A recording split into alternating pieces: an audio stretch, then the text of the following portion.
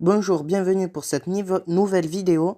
Aujourd'hui, je vais vous parler de la décomposition, ou en allemand Zersetzung, qui est une technique de travail de la police secrète est-allemande, la Stasi. Elle avait pour but de combattre les opposants politiques supposés ou avérés.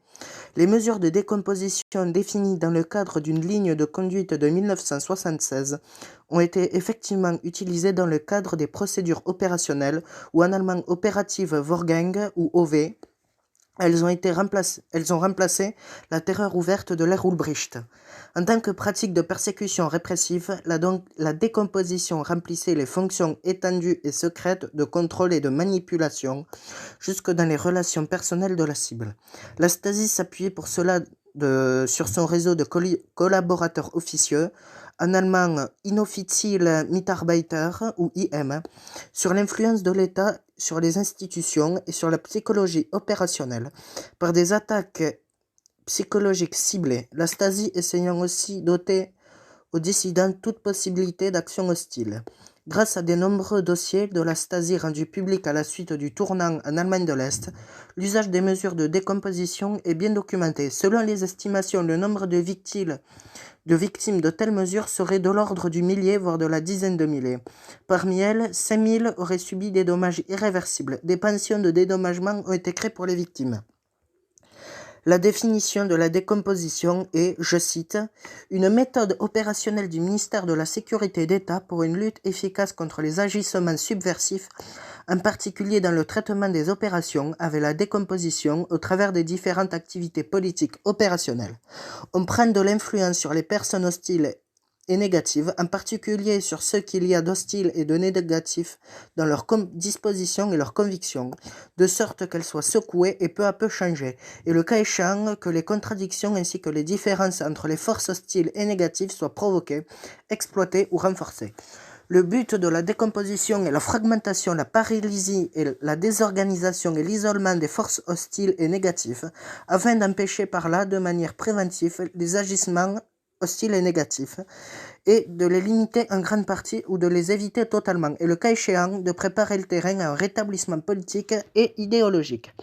La décomposition sont également un élément constitutif immédiat des procédures opérationnelles et d'autres activités préventives pour empêcher des rassemblements hostiles. Les forces principales de la mise en œuvre des décompositions sont les collaborateurs officieux.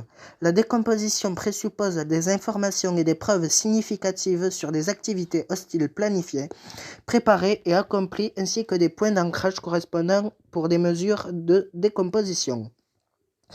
La décomposition doit se produire sur la base d'une analyse de fond et des faits et d'établissement exact du but concret. La décomposition doit être exécutée de manière uniforme et encadrée.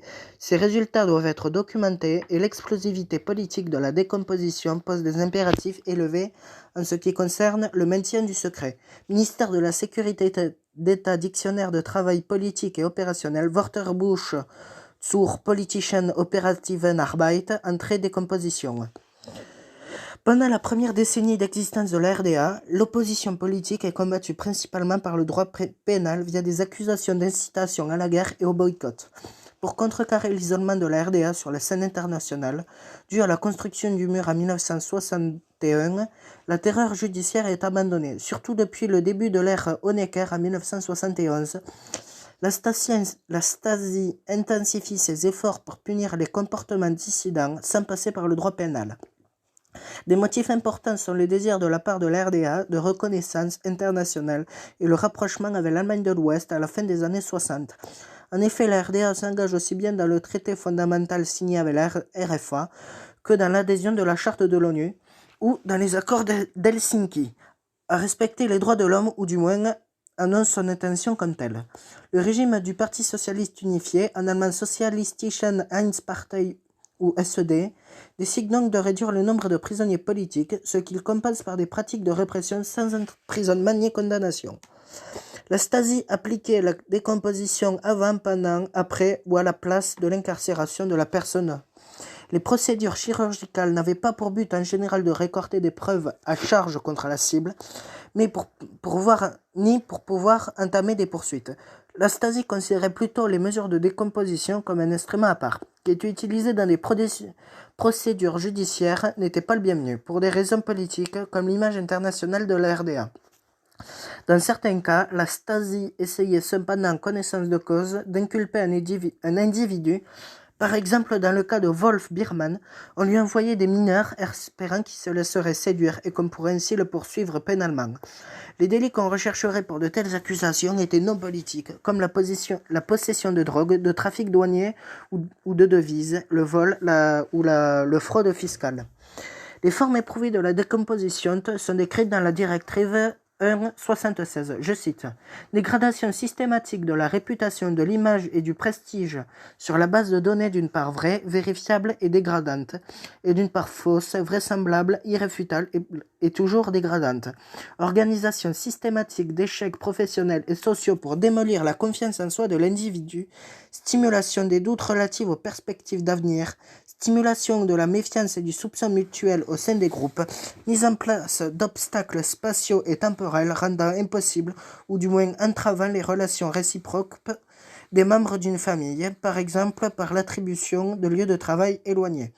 Directive numéro 1.76 de janvier 1976 pour le développement des OV.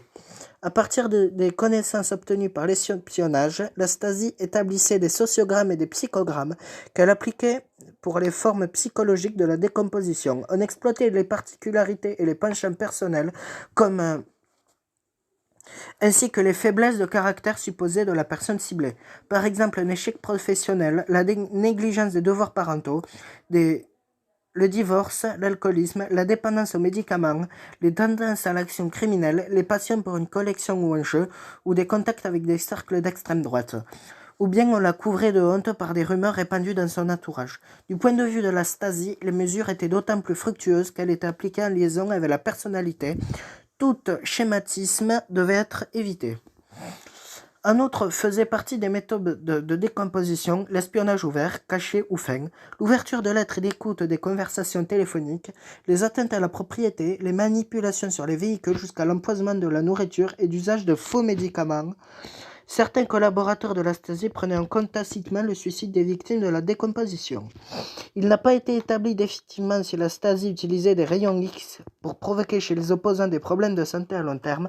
En effet, en 2 ans d'intervalle sont morts du cancer Rudolf Barrow et Gerulf Panache et Jürgen Fuchs, 3 dissidents importants qui avaient été emprisonnés au même moment.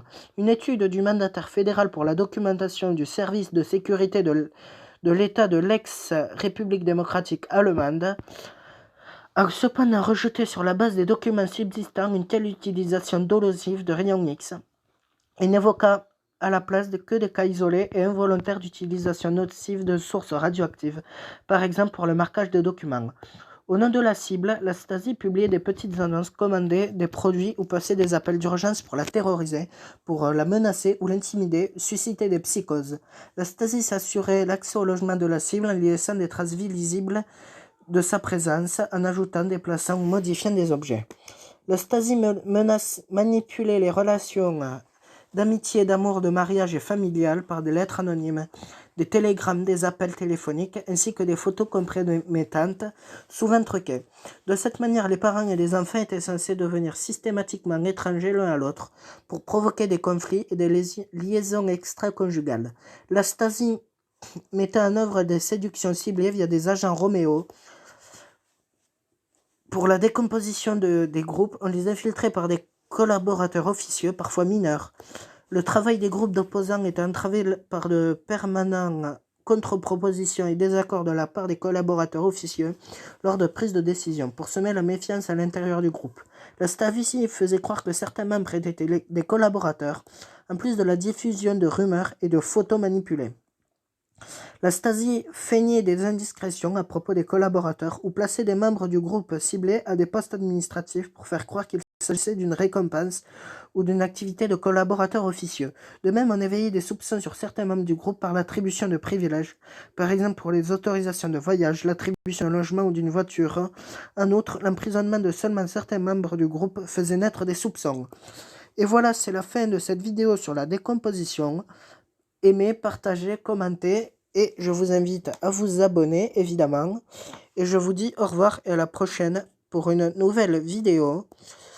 Et la série de Monaco avance. Je suis en train de travailler dessus.